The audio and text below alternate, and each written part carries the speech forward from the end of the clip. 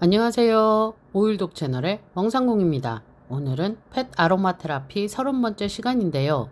이번 시간에는 보습에 좀 더 효과적인 보습 밤을 만들어 보도록 하겠습니다. 벌써 6월의 끝자락이 되었고 올해는 유난히 일찍부터 비가 많이 내리고 있습니다. 생각해보면 작년 역시도 비가 많이 왔던 한 해였는데요.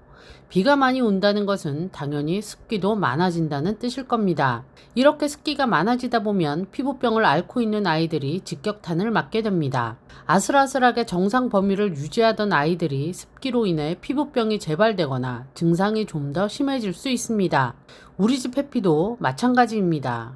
작년 여름에도 피부병으로 고생을 했는데요. 역시나 올해도 잦은 비로 인해 6월 초에 병원을 다녀왔습니다. 의사 선생님도 역시 날씨가 습해지다 보니 피부병을 앓고 있는 아이들이 병원을 많이 찾고 있다고 말씀해 주셨습니다. 그래서 해피는 결국 약을 처방받았습니다. 우선 2주 정도 먹어보고 상황을 봐서 연장할지 말지를 결정하자고 하셨습니다. 그렇게 2주 동안 약을 먹었고 좋아지기는 했지만 일주일 정도 더 먹여보고 한 번 더 보자고 하셨습니다.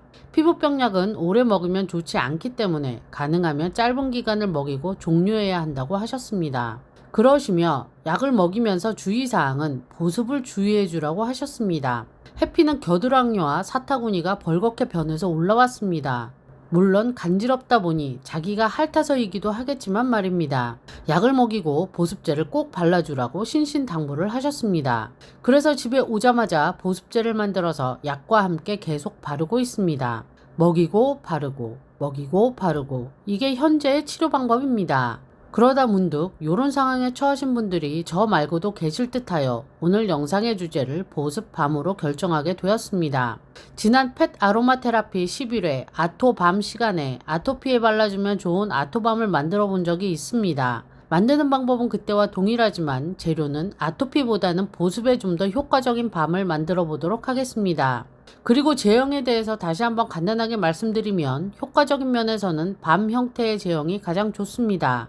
그 다음이 로션 타입이고 마지막으로 스프레이 타입입니다. 이유는 보습에 가장 영향을 많이 끼치는 재료는 오일입니다. 베이스 오일과 에센셜 오일 두 가지입니다. 그런데 만드는 재료를 보시면 아시겠지만 밤은 그 오일들을 농축해서 사용한다고 보시면 됩니다. 사람의 피부가 악건성일 때도 보습을 위해 샵을 찾으면 블렌딩한 오일 원액을 주기도 합니다. 그만큼 보습 효과가 가장 좋은 것은 오일이라고 생각하시면 됩니다. 로션에는 오일이 들어가기는 하지만 그 양이 수상층, 즉 워터보다는 훨씬 적습니다. 로션 100g을 만든다면 여기에는 오일이 5g 정도가 들어갑니다. 스프레이 타입은 당연히 더 적습니다. 스프레이 타입은 100g이라면 여기에 오일은 1에서 2g 정도가 들어갑니다. 그러니 증상이 심한 아이들은 피부 타입에 상관없이 밤 형태의 제형을, 그리고 건조한 피부의 아이들 중 심하지 않은 증상을 가진 아이들은 로션 타입을, 피부가 지루성이면서 증상이 심하지 않은 아이들은 스프레이 타입을 권해드립니다. 그럼 이제 보습밤을 만들기 위한 재료들을 알아보도록 하겠습니다. 첫 번째 베이스 오일로 시어버터 5g, 아르간 오일 10g, 스윗 아몬드 오일 7g, 두 번째 밀랍 6g, 마지막으로 에센셜 오일로 로즈우드 3방울, 제라늄 2방울, 팔마로사 2방울 이상입니다. 위 재료는 보습밤 30g을 만들 수 있는 재료입니다. 그럼 각각의 재료들에 대해서 살펴보도록 하겠습니다.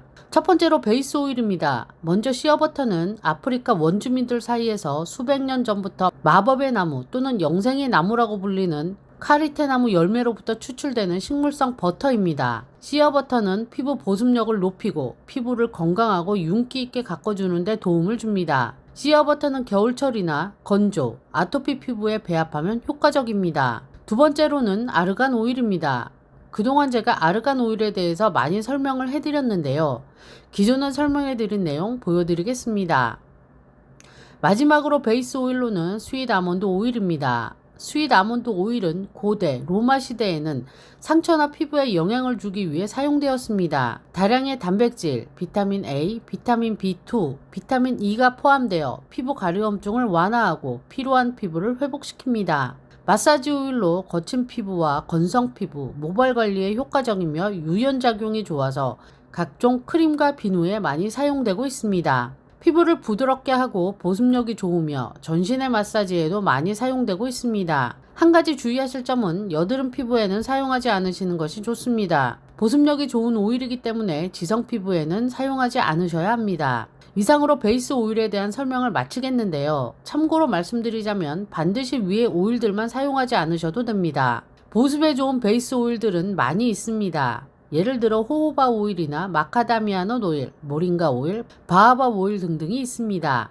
그러니 원하시는 오일이 있으시면 베이스 오일의 총량을 벗어나지 않는 범위 내에서 바꿔주시면 되겠습니다. 두 번째로 밀랍에 대해서 알아보도록 하겠습니다. 지난 아토밤 시간에도 한번 설명드렸지만 오늘 밀랍의 역할은 기름을 고체 형태로 굳혀주는 역할을 합니다. 밀랍은 벌집에서 가열 압착법 등으로 채취하는 동물성 고체입니다. 앞서 말씀드렸듯이 오늘은 고체로 만들어주는 역할이 가장 중요하고 그 외 밀랍의 효능은 수분과 유분이 날아가는 것을 방지하여 보습 효과를 갖게 하기도 합니다. 마지막으로 에센셜 오일에 대해서 설명드리자면 제가 이번 보습밤에 선택한 에센셜 오일은 로즈우드, 제라늄, 팔마로사입니다. 제가 선택한 것은 이 세 가지이지만 제가 생각하기에 보습에 관련된 제품을 만들 때 가장 중요한 것은 베이스 오일인 듯 합니다.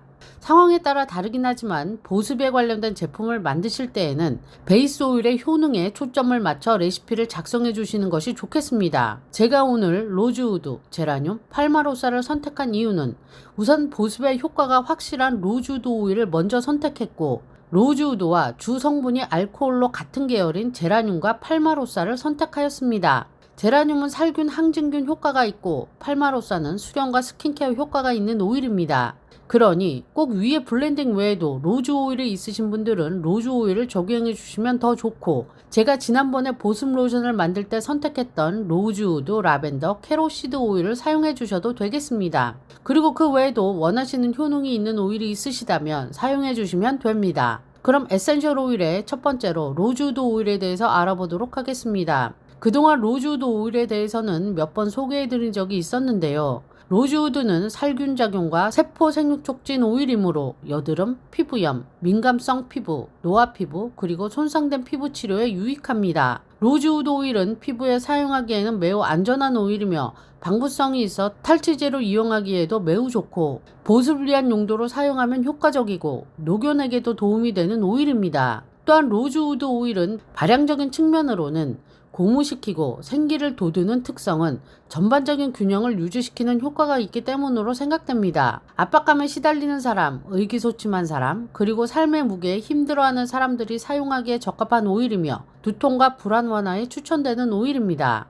두 번째로 제라늄 오일입니다. 제라늄 오일은 젠틀하고 안전한 오일에 속합니다. 그리고 대표적인 해충 방지용 오일입니다. 진드기, 옴, 모낭충에 도움이 되며 벼룩 등의 곤충 기피제로도 사용됩니다. 또한 세포재생 능력이 있어 상처나 화상 등의 처치에 권합니다. 항곰팡이 성분이 있어 반려동물의 귀나 피부 감염에 처방하면 효과적인 오일입니다. 발향적인 측면으로는 스트레스, 신경긴장, 우울, 두통, 불안 완화에 적용하면 효과적입니다. 신경계에 미치는 제라늄의 효능은 진정 및 고무작용입니다. 마지막으로 팔마로사 오일입니다. 팔마로사 오일은 항박테리아, 항바이러스, 항세균, 항감염의 효과를 가지고 있는 오일입니다. 피부에 적용 시는 세포의 생육을 촉진해주고 피지 생성의 균형을 유지하도록 도와줍니다. 귀의 습함과 민감함에 적용하면 수렴 효과와 스킨케어의 효과를 얻을 수 있습니다. 발향적인 측면으로는 제라늄과 비슷하게 진정시켜주기도 하고 고무시켜주기도 합니다. 또한 침착하지 못하거나 불안을 완화시켜주는 효과도 있습니다.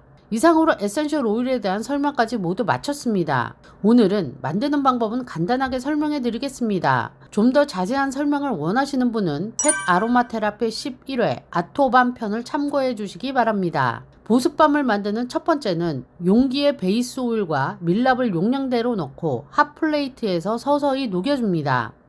지난 향초를 만들 때도 말씀드렸지만 재료들을 녹일 때에는 센 불에서 급하게 녹이기보다는 중불이나 약불에서 서서히 녹이는 것이 좋습니다. 두 번째로 재료가 녹으면 가열을 멈추고 온도가 45도 이하로 내려갈 때까지 식혀줍니다. 여기서 온도를 45도 이하로 식혀주는 이유는 45도 이하가 돼야 에센셜 오일을 넣었을 때 효과가 있습니다. 에센셜 오일을 고온에서 그냥 넣어버리면 오일의 효과가 모두 날아갑니다. 그렇기 때문에 향초를 만들 때도 향 오일로 프라그랜스 오일을 사용할 때와 에센셜 오일을 사용할 때 사용하는 소이 왁스의 종류가 달라집니다. 프라그랜스 오일은 붓는 온도가 조금 높은 것을 사용하셔도 되고, 에센셜 오일을 사용하는 경우라면 붓는 온도가 낮은 소이 왁스를 선택하시는 것이 좋겠습니다. 그러니 에센셜 오일을 사용하실 때에는 온도에 조금 더 신경 써주시기 바랍니다. 세 번째로 온도가 45도 이하로 내려가면 용량의 에센셜 오일을 넣고 잘 저어줍니다. 만약 첨가물을 넣으실 분들은 원하시는 첨가물을 이 타이밍에 2g 정도 넣어주시고 잘 저어주시면 됩니다. 한 가지 주의하실 점은 만약 오늘 첨가물을 넣으신다면 지용성 첨가물을 넣어주셔야 합니다. 오늘 만드는 모든 재료는 쉽게 말해서 모두 기름입니다. 그런데 여기에 오일류가 아닌 수용성, 즉 물을 넣는다면 섞이지 않습니다. 그러니 첨가물을 넣으실 분들은 지용성 첨가물을 넣어주시기를 부탁드립니다. 마지막으로 잘 섞은 오일류를 용기에 담아 3시간 정도 굳히면 밤 형태로 완성이 됩니다.